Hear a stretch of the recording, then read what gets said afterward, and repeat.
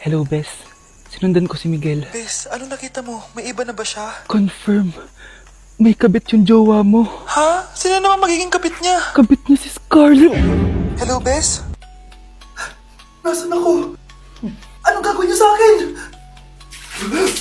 Tama na! Bakit ka nagmamanman sa bahay namin? Spy ka ba? Walang iya ka! Inagaw mo yung jowa ng best friend ko! Pinagsasabi mo, be! Ako, ang tunay na jowa ni Michael. Never naman nagustuhan ni Michael yan si Samantha kasi ang pangit niya, no? Ganun ba? Oo, kaya magdusa ka dyan. Wag! Jessica? Samantha! Tara, tatakas kita. Grabe, bes! Kung ano-ano na ginawa sa'yo, ang ganda mo pa din. Be, thanks to the perfect stay, velvet matte cushion, na Skintific. Bago ako pumunta dito para sundin si Miguel, nag-apply na ako neto. Dahil long-lasting ito, high coverage and waterproof, siguradong all day fresh ka. We, talaga ba? O eto. O, diba? Ang ganda ko pa din. Hindi na kailangan mag-retouch. Ang gagaling nyo din, no? At may tagapagligtas ka pa. Si Samantha. Samantha? Ikaw ba yan? Anong ibig sabihin nito? O, di ba? Ako ang tunay na jowa nito ni Miguel. At ikaw, kabit ka lang. Pero... Walang iya ka. Pero babe, ikaw na mahal ko ngayon. Tingnan mo nga itsura niyan. Wala akong pake. Magsama kayo ng pangit na yan. Lumayas na kayo dito. Ang dadrama nyo Basta ako, ganda lang ang ambag ko. Ayan, bilisan mo. Abulin mo na. Nay, alam mo, adik ka na dyan sa pinapanood mo. Eh kasi naman anak, nakakahook tong batang Quiapo. O siya nanay, sa kwarto muna ako ha. O sige na anak, tapusin ko lang to ha. Hala, yan yung mga kalaban. Bilisan mo. Saan yung kumakatok? Wala namang tao Lo, tapos na agad? Nakakabiti. Saan yung kumakatok? Hello? May tao ba dyan? Nay, may narinig ka bang kumakatok? Oo anak. Eh parang wala naman tao sa labas eh. Nay, minumulto na ata tayo. Sino yun? Ano gagawin natin, anak? Lalabas ako anak. Nay, wag, please. Deliver. Ay! Ano ba problema nyo ha? Kanina pa ako katok na katok dito. Bingi ba kayo? Ay, sorry. Ba't kasi gantong oras ka nagde-deliver eh? O eto, pinapabigay ni Coco Martin. Totoo ba? Wow, Nay! Di ba pinapanood mo yun? Si Coco Martin? Unbox na natin, Nay! Uy, may pa-letter pa sa akin si Coco Martin. Siya pala may-ari nito, anak. Wow, ang dami nilang pinadala, Nay. Tamang-tama anak. Madami tayong hugasin ngayon. Binyagan mo na to. Kaya kayo, abangan nyo na to dahil available na to sa TikTok Shop starting at 11/11. I-follow nyo lang ang @bida ng TikTok. O anak, bilisan mo dyan ha. Gamitin na natin to. Wow, ang bula! Tapos ang bango pa! Tapos ang mura pa! Kaya bida talaga sa bulsa! Grabe ang linis! Araw-araw ko nang gagamitin to! Nay, punta tayo sa mall! Wag muna ngayon anak ha. Madami kailangan na tapusin na trabaho si nanay. Sige po, Nay. Palagi nalang busy si nanay. Ako nalang mag-isa lalabas. Diyos ko po, anong oras na? Di ba pala kami kumakain ng anak ko? Anak, anong gusto mong ulam? Nasaan na ako? Ala, si Teddy na dumihan na! Ano yung gumagapang? Anak! Pumunta yun. Mare! Yung anak mo! Oh, Mare, nasa inyo na naman yung anak ko? Pasensya ka na ha, makulit talaga yun. Mare! Patay na yung anak mo! Natagpuan nilang wala ng buhay kasi natuklaw siya ng ahas. Bakit di mo siya binabantayan ha? Ano? Anak? Hindi. Anak? Ma'am, wag po muna tayo lumapit. Iniimbestigan pa po namin yung bangkay. Anong bawal? Anak ko yun, oh!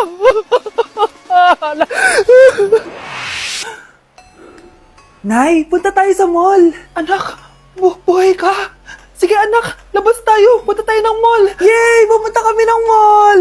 Oh anak, nag-enjoy ka ba sa mall? Opo, Nay. Nag-enjoy talaga ako. Kaso, nagugutom na ako, Nay. Kumain ka na, anak. May tira pang pagkain dyan sa lamesa. May aasikasuhin lang ako trabaho, ha? Sige po, Nay.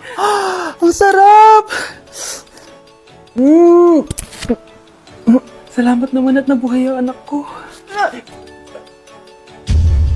Anak, tapos ka na ba Anak! Anak! Anak! Ayoko mawala ka ulit sa akin! Nay, punta tayo sa mall. Bumalik na naman ako. May sumpa ata tong kwintas na to. Kailangan kitang itapon para tumigil na tong sumpa na to.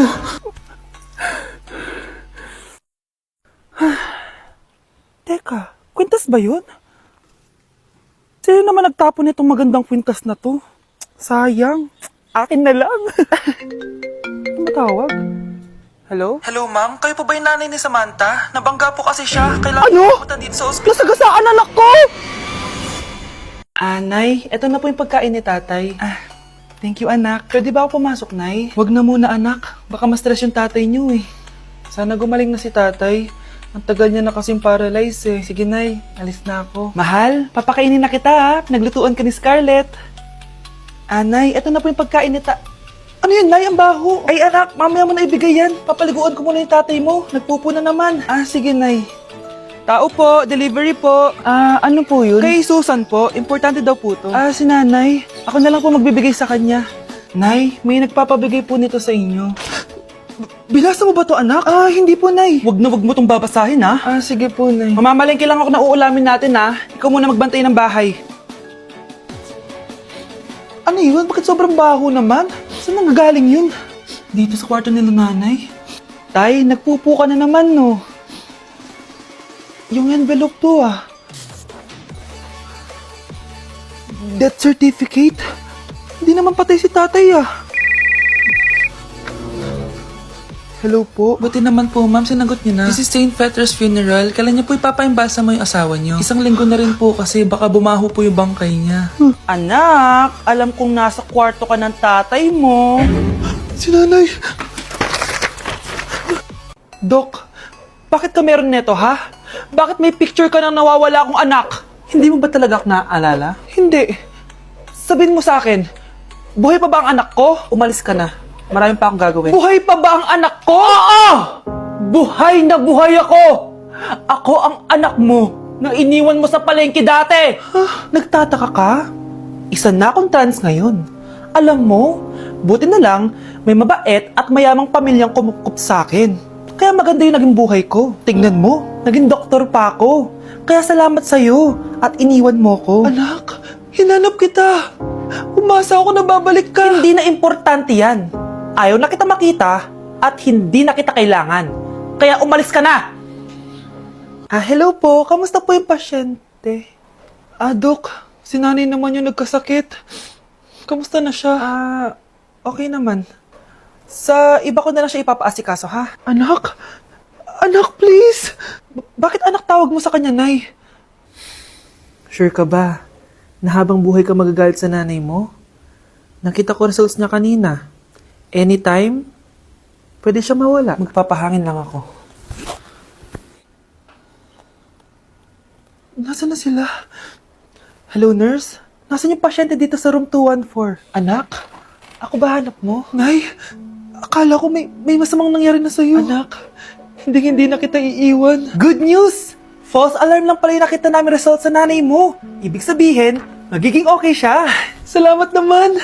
Nay, ayoko na mawala ka sa akin, ha? Yay! May ate na ako! Nay, sorry. Napagastos ka pa tuloy sa pagpapa-hospital sa akin. Ano ka ba, anak? Nawala na nga sa akin yung kuya mo, di ba? Ayoko namang mawala ka din sa akin. Hello po, good morning. Dok, ano po balita? Makakalabas na po ba si Scarlett bukas? Ma'am, may good news po ako. Pwede na po lumabas si Scarlett bukas. Salamat sa Diyos! Hindi na ako magiging pabayang ina.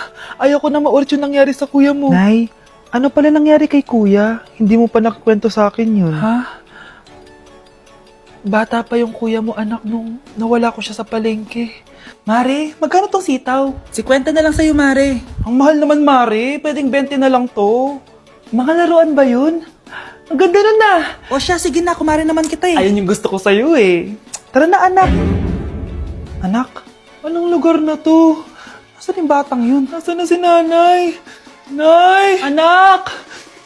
Ate, may nakita po kayong bata dito? Ay, wala po akong nakita eh.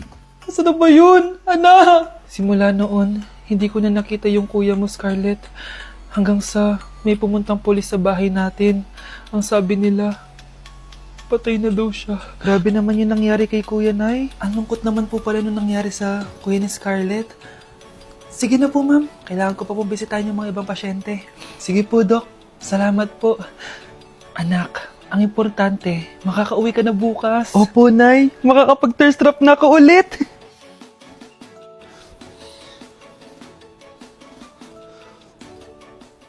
Anak, tara na, uwi na tayo. Nay, may pinapabigay pala si Doc sa'yo. Oh, ano naman kaya to?